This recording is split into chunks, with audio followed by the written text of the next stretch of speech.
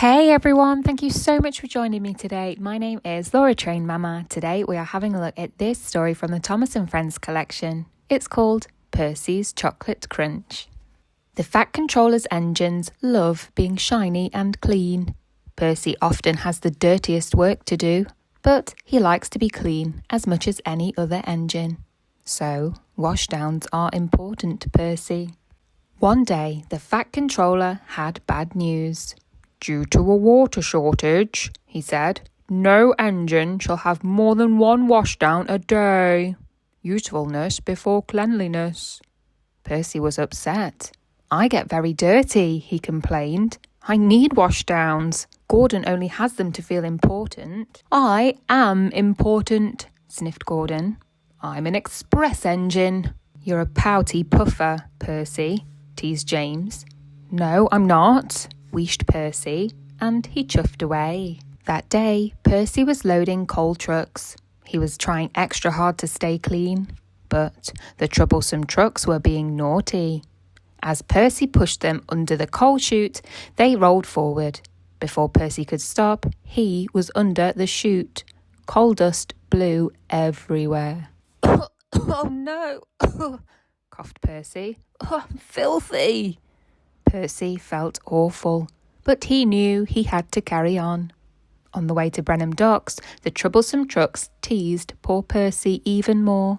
Clickety-clack, don't look back, dirty Percy's on our track.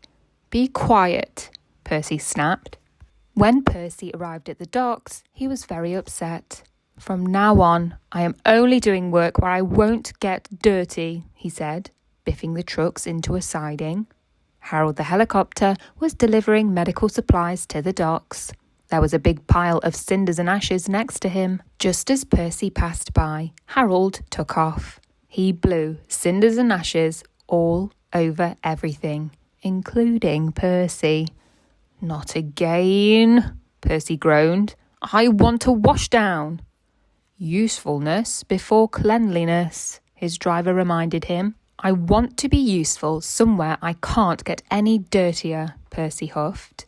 There's a load of sugar going to the chocolate factory, his driver said. We could take the sugar trucks. Sugar, said Percy. That's nice and clean. Percy was pleased, but he didn't know that earlier that day a leaky truck had spilled oil on the track.